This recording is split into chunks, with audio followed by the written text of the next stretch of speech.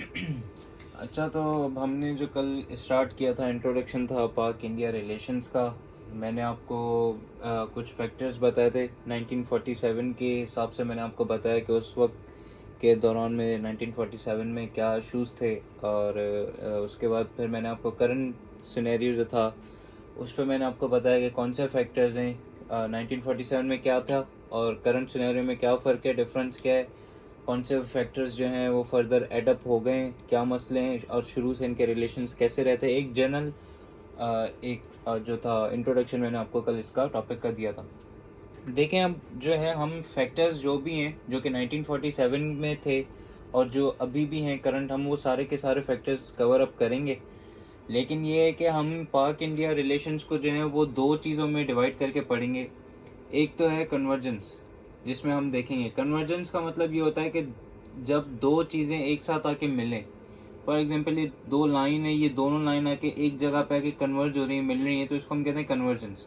तो कन्वर्जेंस का पॉइंट मतलब इस तरीके से आप देखेंगे कि पाकिस्तान और इंडिया जो दोनों हैं वो उन दोनों की मीटिंग जो थी, वो दोनों कौन से ऐसी जगह हैं, कौन से ऐसे अग्रीमेंट्स हैं जहाँ पे ये दोनों एक साथ कन्वर्ज होके एक साथ जो है वो डील, एक साथ जो है इन्होंने काम किया है। वो कौन से पॉइंट थे? तो एक हम कन्वर्जेंस को देखेंगे, ये छोटा सा है, इस पे ज़्यादा वो इतना ज़्यादा टाइम हम नहीं लगाएंगे क्योंकि इनके बीच में रिलेशंस हैं वो हमेशा ख़राब ही रहे हैं, इतने अच्छे नहीं रहे। तो कुछ सर्टेन डील्स हैं जिनमें जो है वो हम जो कि हम कन्वर्जेंस के अंदर डिस्कस करेंगे। देखें, अगर जो पहली डील जो मैं आपको अगर बताऊं तो उस डील का नाम है टैपी, TAPI, टैपी। अब इसका फुल फॉर्म ये है कि Turkmenistan, Afghanistan, Pakistan and India, TAPI, ये चार कंट्रीज हैं जिनके बीच में एक एग्रीमेंट या एक डील हुई थी, एक अकॉर्ड था या जो भी आप कहें। एक अकॉर्ड था गैस पाइपलाइन प्रोजेक्ट कि गैस जो है वो इन चार कंट्रीज के बीच में मतलब ट्रांसफर की जाएगी, तुर्कमेनिस्तान से या किसी भी कंट्री से जो है इन चार कंट्रीज में जो है ये एक गैस पाइपलाइन प्रोजेक्ट था जिसका नाम था टैपी। हमारा जो प्रोजेक्ट था, जब मैंने आपको कल एक एक छोटी सी एक बात सिर्फ अगर समझाने के लिए कहूँ तो वो ये था कि हम जब ईरान से जब हमारे रिलेशंस अच्छे थे तो हम लोग जो है गैस गैस पाइपलाइन जो होती थी वो हम ईरान से हम लोग गैस अपनी इंपोर्ट करते थे। लेकिन क्योंकि मैंने आपको कल बताया था पाक यूएस रिलेशन के व्यू में कि यूएस कभी भी नहीं चाहता था कि हमारे जो है ईरान से रिलेशन हो, उसके ऊपर सैंक्शंस भी थे, हर चीज़ थे। तो हम जो इस टैपी वाली डील में जो आए थे ना, हम यूएस की वजह से ही आए थे, वरना हम जो अपनी जो गैस इंपोर्ट करते थे वो बेसिकली हम लोग इंपोर्ट जो थे वो ईरान से करते थे। जब यूएस ने हमें प्रेशराइज किया तो हम इस डील में आ गए टैपी में। ये गैस पाइपलाइन प्रोजेक्ट है। इसमें क्या था कि हमें, क्योंकि हम इंडिया फैक्टर अभी देख रहे हैं, पाक इंडिया रिलेशन है, तो इसमें हमने इंडिया को ये बेनिफिट दिया था कि आप जो है अफगानिस्तान और पाकिस्तान के थ्रू, इन दोनों के थ्रू आप जो है वो गैस को इंपोर्ट कर सकते हो। क्योंकि जाहिर सी बात है, क्योंकि न्यूली इंडिपेंडेंट स्टेट्स थे उस वक्त जो था, 2000 से पहले जब ये एग्रीमेंट हुआ था, तो उस वक्त हमारे पास जो थे रिसोर्सेज वगैरह उस वक्त भी हमारे पास इतनी वेल डेवलप नहीं थी, हमारे पास इंडस्ट्रीज इतनी ज़्यादा नहीं थी। तो हमें जो ये जो गैस पाइपलाइन प्रोजेक्ट था ये इंडिया में दोनों, सॉरी, पाकिस्तान और इंडिया इसमें दोनों अवेलेबल थे और दोनों एक साथ कोलैबोरेट कर रहे थे।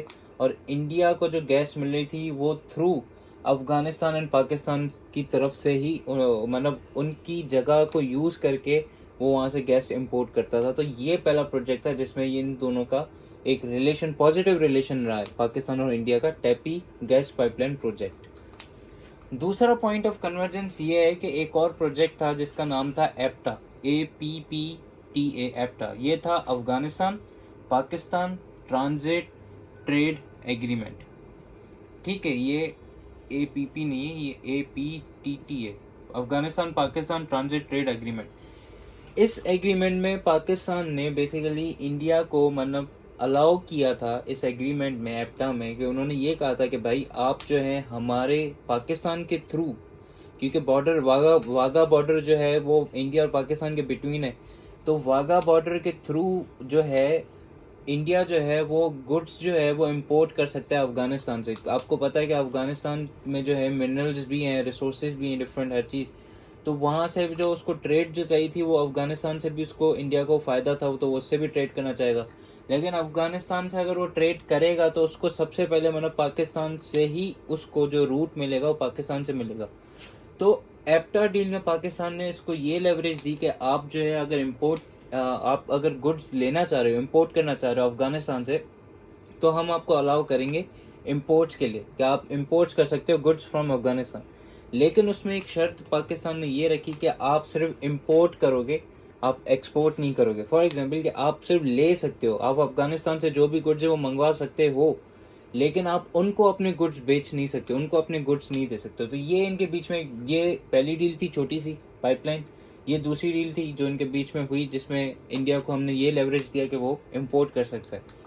तीसरी, अगर मैं करंट सिनेरियो की अगर मैं रिसेंटली बात करूं तो रिसेंटली 2020 में एक वर्चुअल समिट हुआ था। वर्चुअल समिट का मतलब ये है कि फिजिकली कोई समिट नहीं हुआ था क्योंकि कोविड-19 पैंडेमिक था।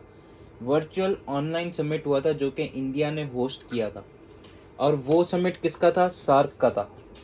ये समिट जो था ये इंडिया ने होस्ट किया था सार्क में, और क्योंकि पाकिस्तान और इंडिया दोनों मेंबर है सार्क के, तो दोनों ने ही उसमें पार्टिसिपेशन की थी। पाकिस्तान ने भी पार्टिसिपेट की थी, पार्टिसिपेशन शो की थी, और हमारी तरफ से जो थे वो जफ़र मिर्ज़ा साहब जो थे वो गए थे 2020 में। जो थे जफ़र मिर्ज़ा साहब हमारे स्पेशल असिस्टेंट थे प्राइम मिनिस्टर के ऑन हेल्थ की बेसिस पे जफ़र मिर्ज़ा साहब थे 2020 में।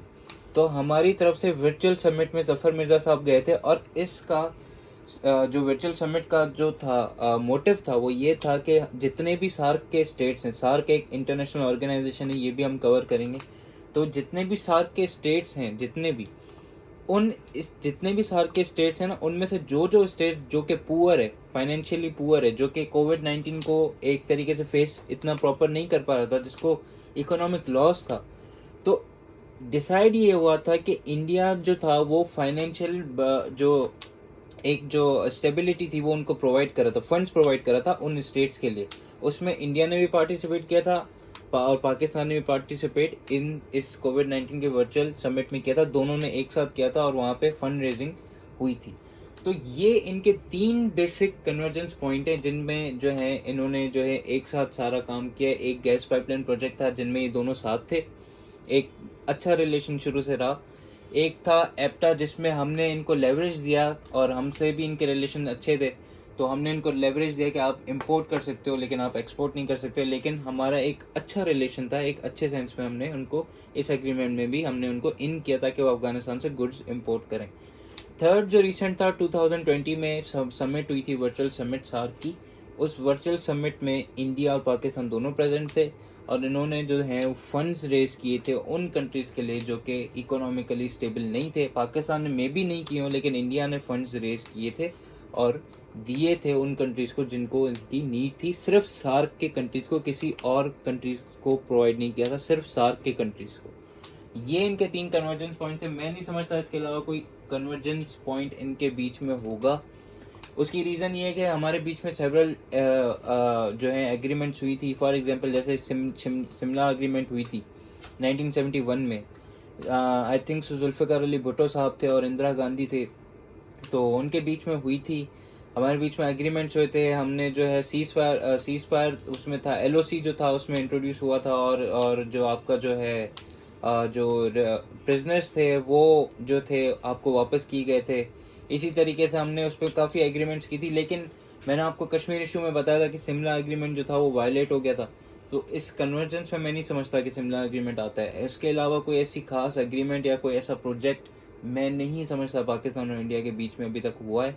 बस यही चंद 3 प्रोजेक्ट्स थे जो कि जिनमें इन दोनों ने एक साथ वर्क किया, काम किया है। इंटरनेशनल फोरम्स में भी मैंने आपको बताया कि ये दोनों एक दूसरे के खिलाफ हैं। यूनाइटेड नेशन सिक्योरिटी काउंसिल सबसे बड़ी मिसाल है। तो ये 3 मेजर पॉइंट्स हैं जिनमें इन्होंने एक साथ काम किया, एक साथ रहे हैं। लेकिन उसके अलावा ये किसी ऐसे दूसरे प्रोजेक्ट में मैं नहीं समझता कि रहें। अगर कोई है प्रोजेक्ट तो आप लोग उसको मुझे बता सकते हैं, रिमाइंड कर सकते हैं, आप लोग लिख भी सकते हैं। तो ये था पॉइंट ऑफ कन्वर्जेंस जहाँ पे दोनों ने एक साथ काम किया। अब हमारा जो मेन फोकस होगा पाकिस्तान इंडिया रिलेशंस का, वो हमारा होगा पॉइंट ऑफ डाइवर्जेंस पे। पॉइंट ऑफ डाइवर्जेंस जो है वो उसमें मेन है। पॉइंट ऑफ डाइवर्जेंस जो है वो इसमें मेन इसलिए है क्योंकि इनके रिलेशन 1947 से लेके पाकिस्तान और इंडिया दोनों के रिलेशन जो हैं वो हमेशा ख़राब रहे हैं, इतने डेट्रीमेंटल लेवल्स पर हैं, डिक्रीज़ हुए, कम ही हुए, कभी इनके रिलेशन बढ़े नहीं है। तभी आपने देखा कि 1947 में हमारे पास इतने ज़्यादा कॉन्फ्लिक्ट्स नहीं थे, लेकिन अभी अगर मैं करंट सिनेरियो की बात करूं तो मैंने आपको कल बहुत सारे मतलब कॉन्फ्लिक्ट्स जो थे वो लिखवाए थे, उनमें से कुछ मिस भी हो गए थे, लेकिन करंटली हमारे बीच में बहुत ज़्यादा एक कॉन्फ्लिक्ट्स बढ़ गए हैं पहले से भी ज़्यादा। अब आहिस्ता आहिस्ता हम उन कॉन्फ्लिक्ट्स को डिस्कस करते हैं। नंबर 1, मैंने आपको जो कल कॉन्फ्लिक्ट बताया था जो कि करंट सिनेरियो में भी था, और 1947 जब दोनों इंडिपेंडेंट स्टेट्स हुए थे उस वक्त जो था वो था कॉन्फ्लिक्ट ऑफ कश्मीर। मैंने आपको ये कॉन्फ्लिक्ट सबसे पहले लिखवाया था, और सबसे मेन और जिसको हम कहें हॉट कॉन्फ्लिक्ट यही है कश्मीर का। इसका हमने जो था वो पूरा लेक्चर जो था कश्मीर इशू पे हमने कवर अप किया था। आई होप सो आपको पता होगा कि इशू क्या था इन दोनों के बीच में।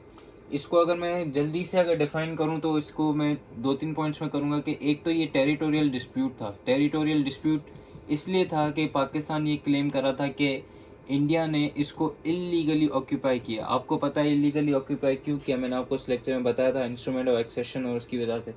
एक तो इनके बीच में ये डिस्प्यूट 1947 से ये रहा टेरिटोरियल।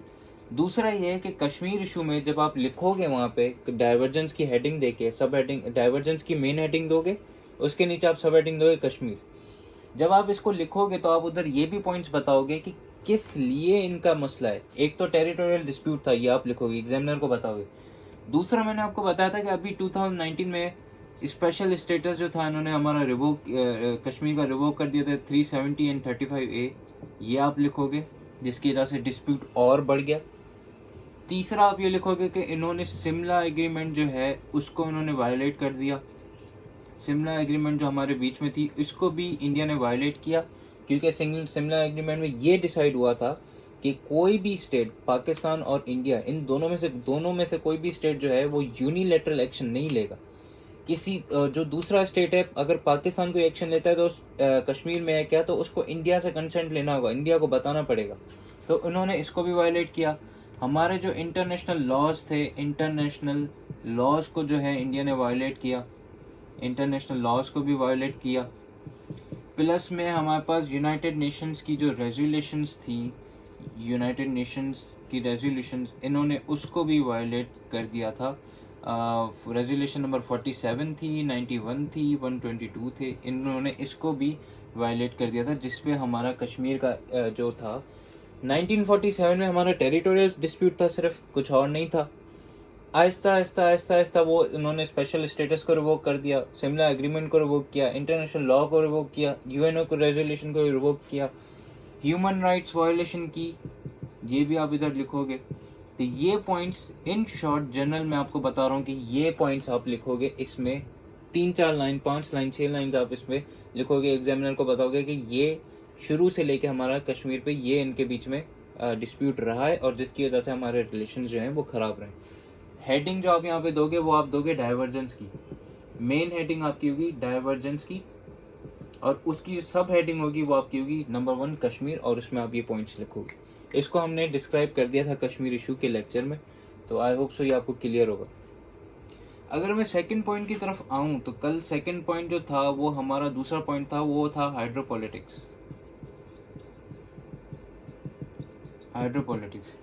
हाइड्रोपॉलिटिक्स भी सिमिलरली आपका 1947 से लेके अप टिल नाउ है, अभी तक है 2021 तक ये आपकी हाइड्रोपॉलिटिक्स एग्जिस्ट कर रही है। और मैंने आपको कश्मीर इशू में एक स्टेटमेंट भी बताई थी मोदी साहब की कि blood and water can not flow together.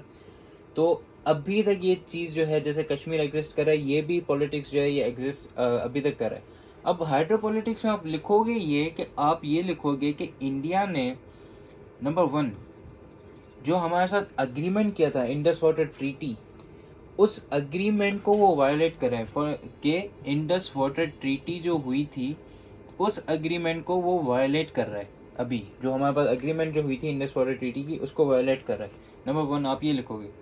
दूसरा आप लिखोगे कि इंडिया जो है वो इलीगली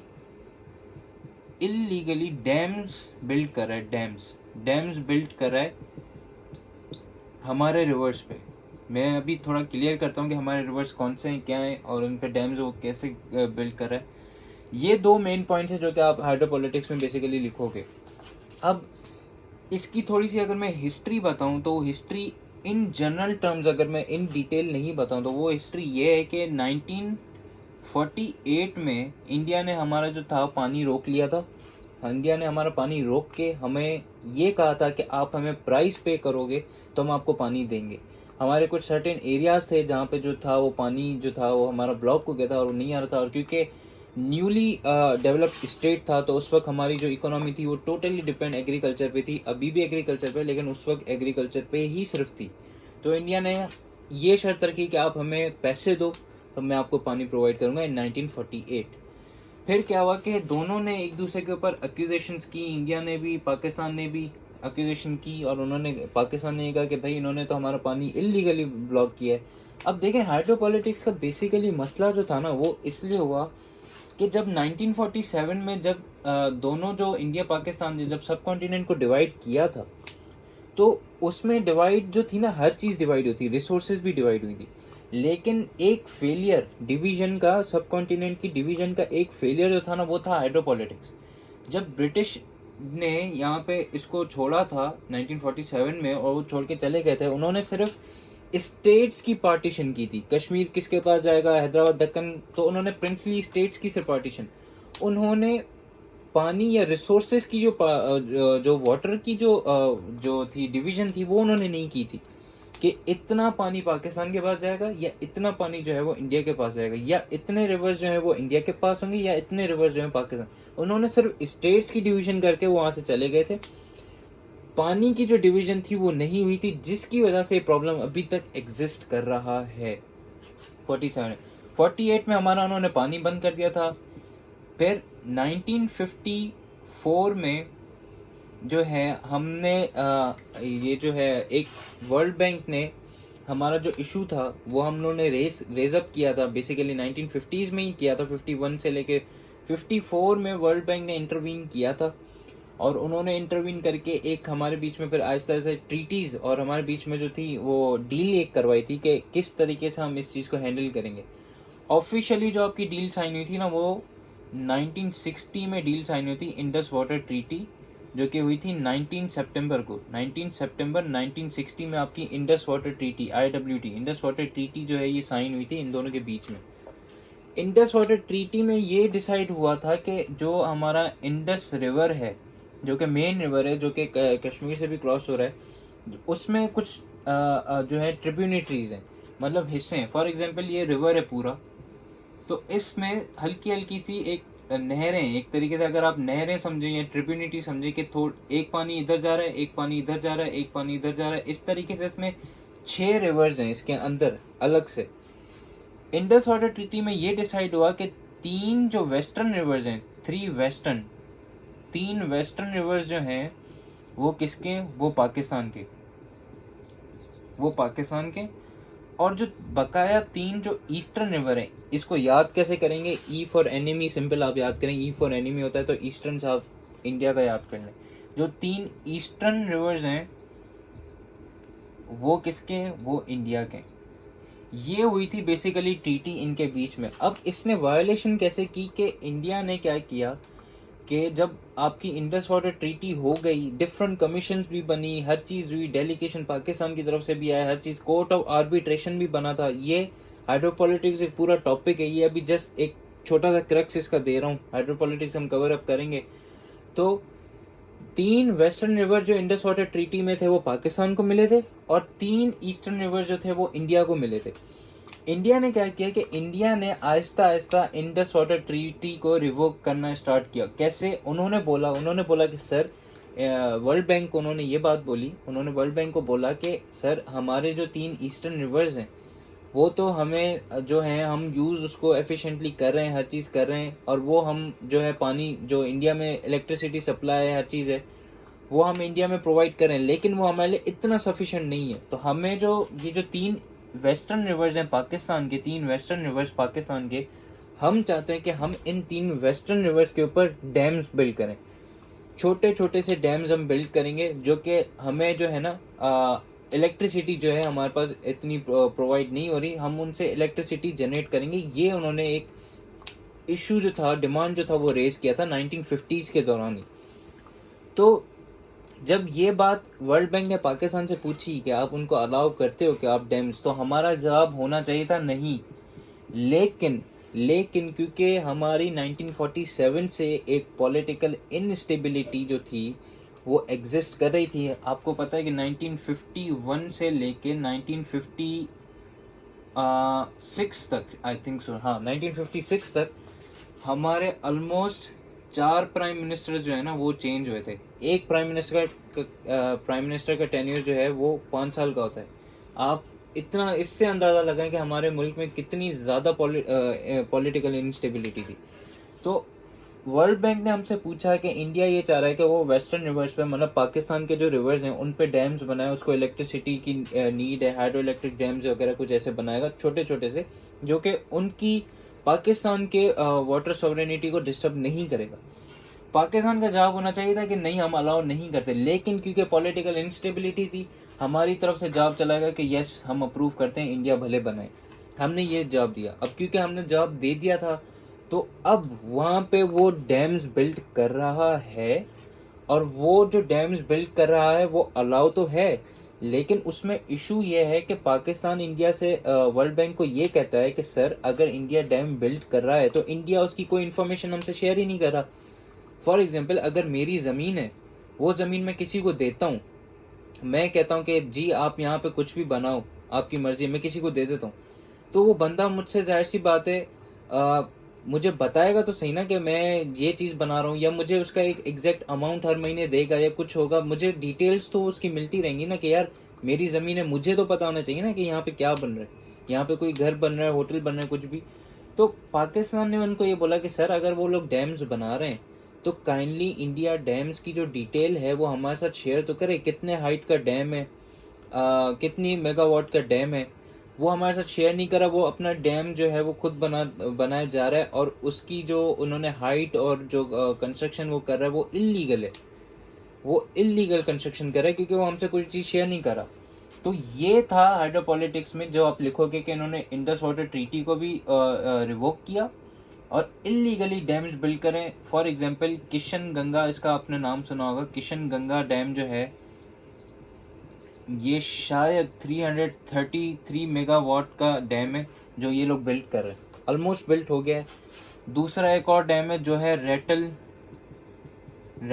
हाइड्रो इलेक्ट्रिक डैम, ये भी ये बिल्ड कर रहे हैं। ये शायद 800 मेगावाट या 800 समथिंग कुछ मेगावाट का, ये आप देख लेना।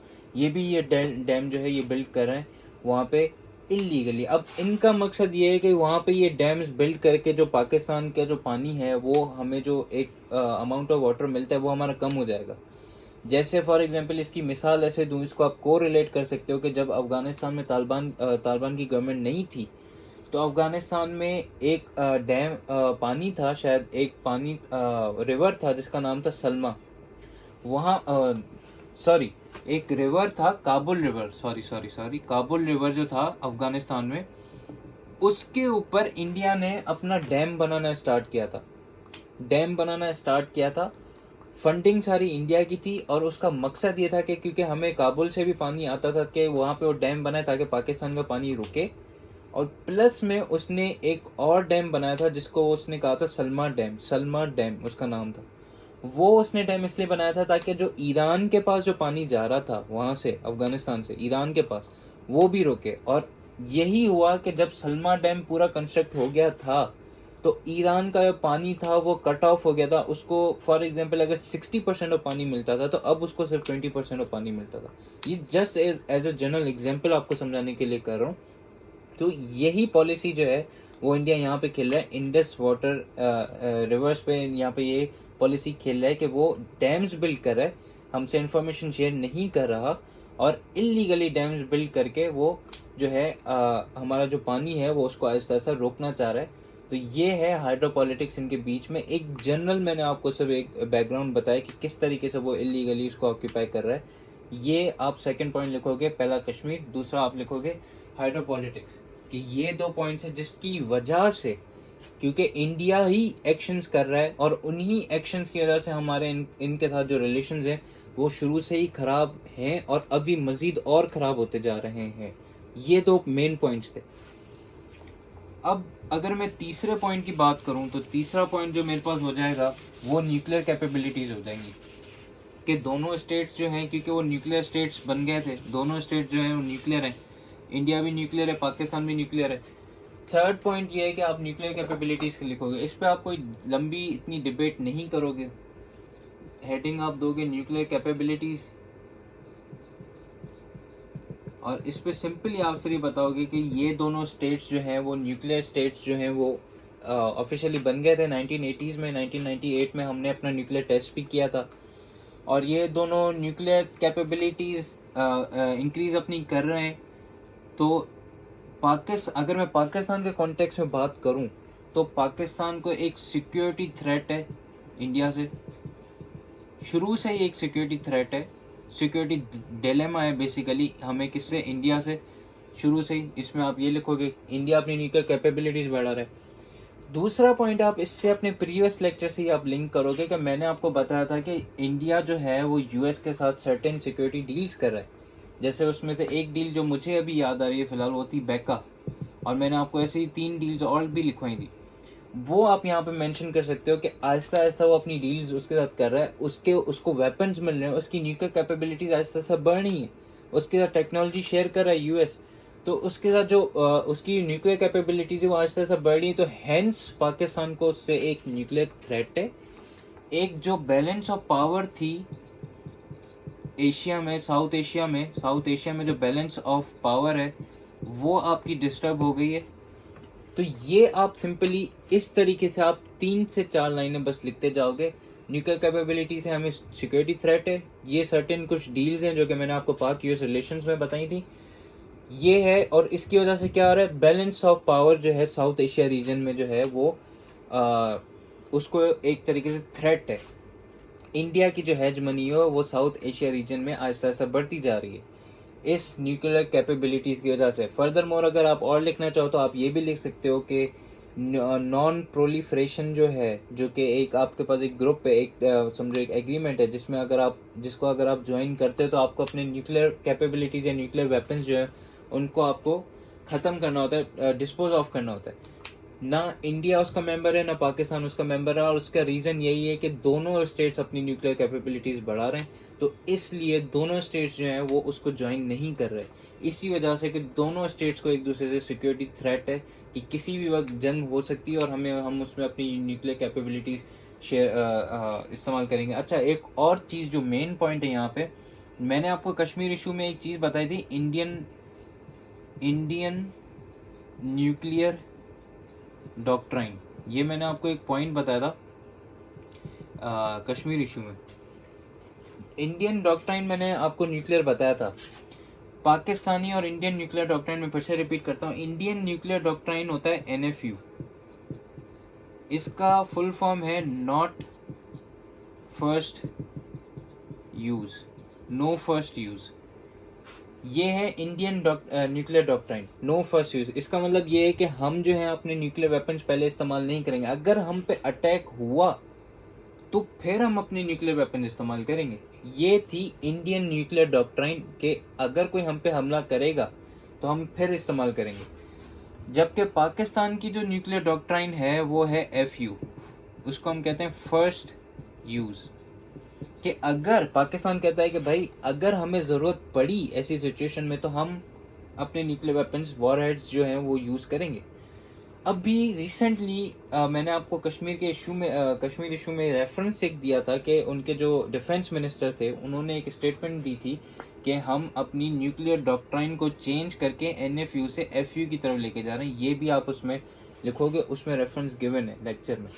तो एनएफयू से वो चेंज होके एफयू में कन्वर्ट करें न्यूक्लियर डॉक्ट्राइन को फर्स्ट यूज में।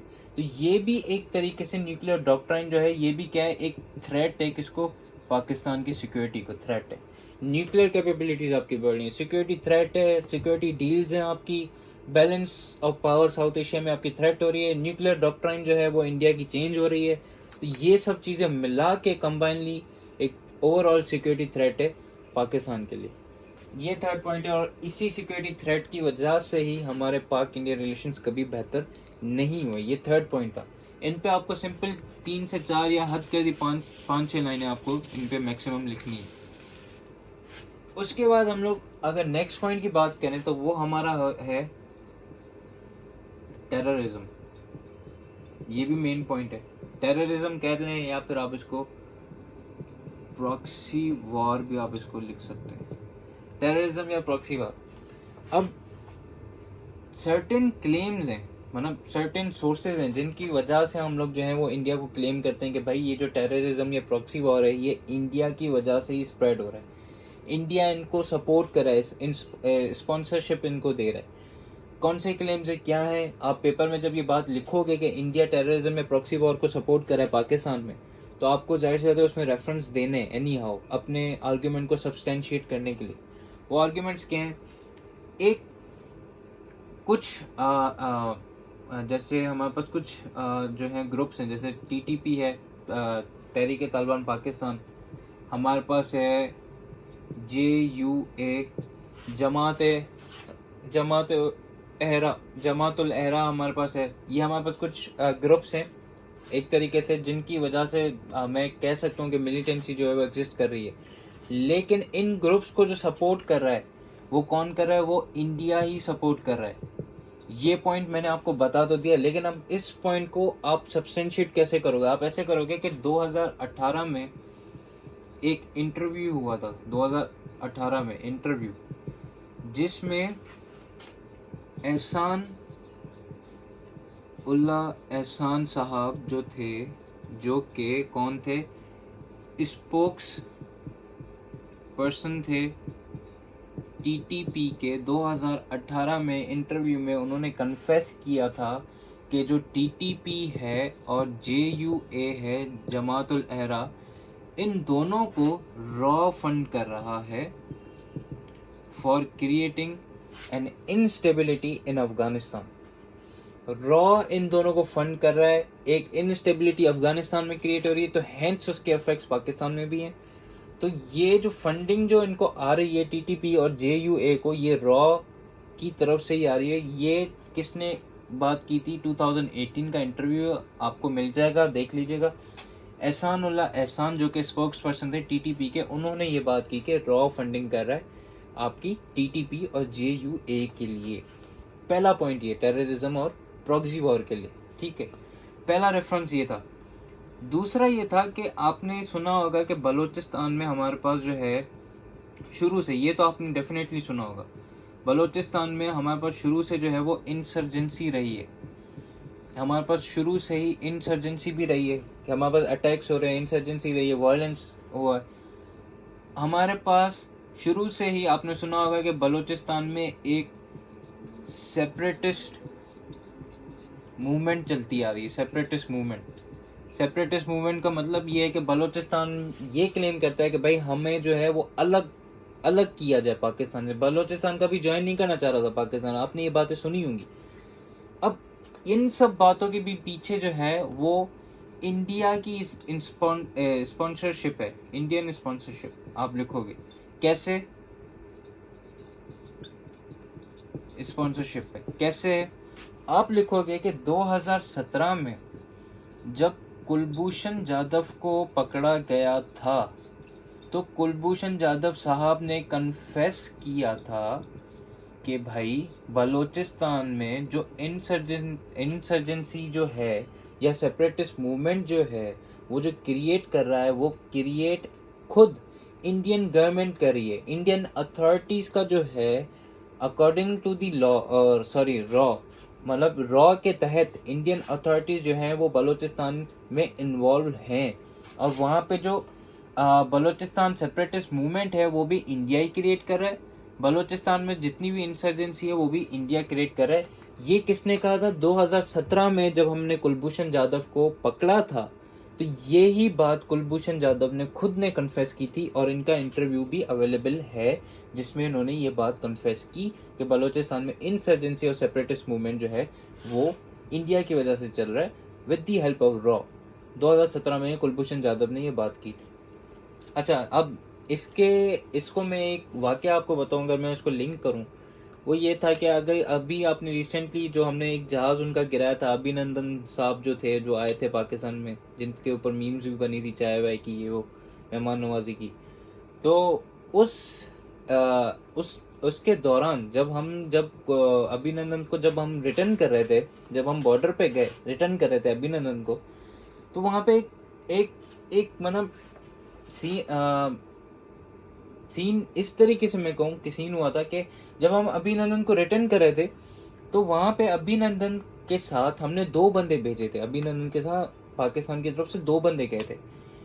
एक जो था बंदा वो तो आर्मी का बंदा था, एक सिपाही था, बेसिकली सोल्जर था जो कि आर्म्ड था, उसके लेफ्ट या राइट साइड पे किसी। दूसरे साइड पे जो था वो एक खातून थी बलूचिस्तान की, शायद वो ऑफिसर थी, खातून थी फ्रॉम बलूचिस्तान।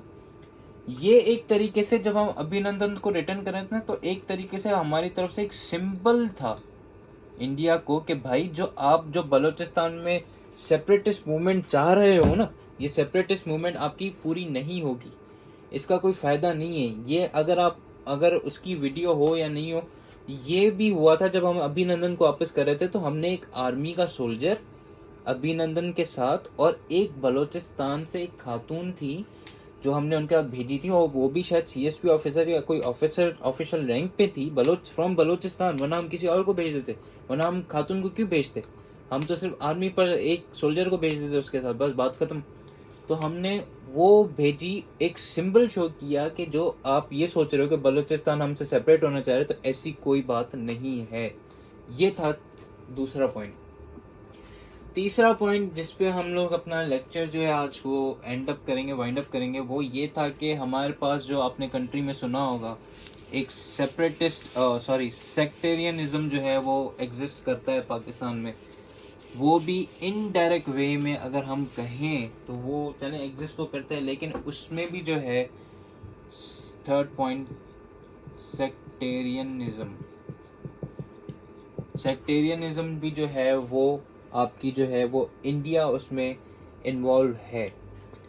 कैसे इन्वॉल्व है, ये रिपोर्ट किसने दी थी, ये रिपोर्ट आपकी जो दी थी वो JIT ने दी थी। JIT की रिपोर्ट थी कि सेक्टेरियनिज्म जो है वो उसमें जो है वो इंडिया का हाथ है पाकिस्तान में। एक इंसिडेंट हुआ था लाहौर में एक इंसिडेंट हुआ था, एक बाजार है लाहौर में, उसका नाम था राजा बाजार। लाहौर में एक बाजार है जिसका नाम है राजा बाजार। मुहर्रम का महीना था। इंसिडेंट ये हुआ था कि राजा बाजार में एक मदरसा था, वहाँ पे कुछ स्टूडेंट्स थे, मदरसा था, और दूसरी तरफ क्योंकि मुहर्रम था तो मुहर्रम का ग्रुप निकला था, शिया जैसे ग्रुप निकलते हैं मुहर्रम में, तो इनके बीच में जो था वो क्लैश हो गया था, एक तरीके से एक झगड़ा, एक क्लैश इन दोनों ग्रुप्स के बीच में एक हो गया था। अब यहाँ पे अगर आप देखो गौर से तो एक तरीके से सेक्टेरियनिज्म है कि एक तरफ आपको शिया ग्रुप नजर आ रहा है, दूसरी तरफ जो है आपको सुन्नी ग्रुप नजर आ रहा है, तो एक सेक्टेरियनिज्म जो यहाँ पे एग्जिस्ट कर रहा है वो उसमें भी इनडायरेक्ट वे में हाथ जो है वो इंडिया का है। अब JIT ने ये रिपोर्ट कही कि सेक्टेरियनिज्म में इंडिया का जो है वो आप जो है वायलेंस जो है वो इंडिया क्रिएट कर रहा है। अब इसकी आप कैसे मिसाल दोगे, आप इसकी मिसाल ऐसे दोगे कि 2015 में क्या हुआ था, 2015 ही था, तो वहाँ पे अजीत दोवल साहब वो स्पीच दे रहे थे पार्लियामेंट में, एक स्पीच डिलीवर कर रहे थे इंडियन पार्लियामेंट में। तो वहाँ पे अगर उनकी स्पीच आपको मिल जाए तो आपको शायद मे भी आपको मिल जाए अजीत दोवल की, तो वहाँ पे इनडायरेक्ट वे में उन्होंने ये बात कन्फेस की थी कि जो सेक्टेरियनिज्म है, ये सेक्टेरियन वायलेंस जो पाकिस्तान में एग्जिस्ट कर रहा है उसमें भी इंडिया का हाथ है। जैसे मैंने आपको एक याद है कि जब मैं आपको कुलभूषण जाधव केस पढ़ा रहा था तो इनडायरेक्ट वे में नवाज शरीफ साहब ने एक स्टेटमेंट पास कर दी थी कि हम ऐसे बंदे वहाँ भेजते ही क्यों हैं बाहर के जो हमारा नाम खराब करें, एक इनडायरेक्ट उसमें उन्होंने बात की थी। लेकिन उसी बात को इंडिया ने पकड़ के यूनाइटेड नेशंस में अपना केस, उसी बेसिस पे उन्होंने केस जीता था। तो इसी तरीके से 2015 में अजीत दोवल साहब जो थे वो पार्लियामेंट में स्पीच कर रहे थे, और ये जो थे ये आपके जो थे नेशनल सिक्योरिटी एडवाइज़र थे इंडिया के थे या हैं, मुझे कंफर्म नहीं है, लेकिन 2015 में जो है उन्होंने स्पीच की थी और उस स्पीच में उन्होंने ये ही बात की थी इनडायरेक्ट वे में कि India is involved in sectarian violence in Pakistan. तो ये था आपका टेररिज्म एंड प्रॉक्सी वॉर, जिस पे आज हम ये 4 पॉइंट्स थे, इनको हमने थोड़ा सा ब्रीफली डिस्कस किया ताकि ये है कि आपके पास पॉइंट्स ख़त्म नहीं हो, आप उसको इजीली लिख पाएँ। फर्दर ये है कि हमारे पास कुछ और मेन पॉइंट्स हैं जो कि हम लोग कल वाले लेक्चर में कंटिन्यू करेंगे, और वो काफ़ी ज़रूरी पॉइंट्स हैं। सियाचिन ग्लेशियर है, उसका आपको पता होना चाहिए। सर क्रीक का आपको पता होना चाहिए। आइडियोलॉजिकल है, इंडस ओशन रिवर जो है, इंडियन ओशन रिवर जो है, वो आपको उसका जो पता होना चाहिए। Indian Ocean Rim, sorry. तो ये कुछ पॉइंट्स हमारे रिमेनिंग है, वो मैं आपको सिर्फ करवाऊंगा। वो आपके जैसे पूरे, तो आपका पाक इंडिया रिलेशन जो है वो खत्म होगा। पाक इंडिया रिलेशन आपका टोटली इन पॉइंट्स पे डिपेंड कर रहा है, क्योंकि मैंने आपको शुरू में ही बताया कि हमारे रिलेशन जो है वो कुछ जगहों पे अच्छे रहे। वो 3 जगह थी जो मैंने आपको बताई। उसके अलावा अगर आपको ऐसी जगह मिलती है तो आप उसको भी ज़रूर मेंशन करें। मेरे अकॉर्डिंग जो थी वो 3 जगह वो थी, वो मैंने आपको बता दी।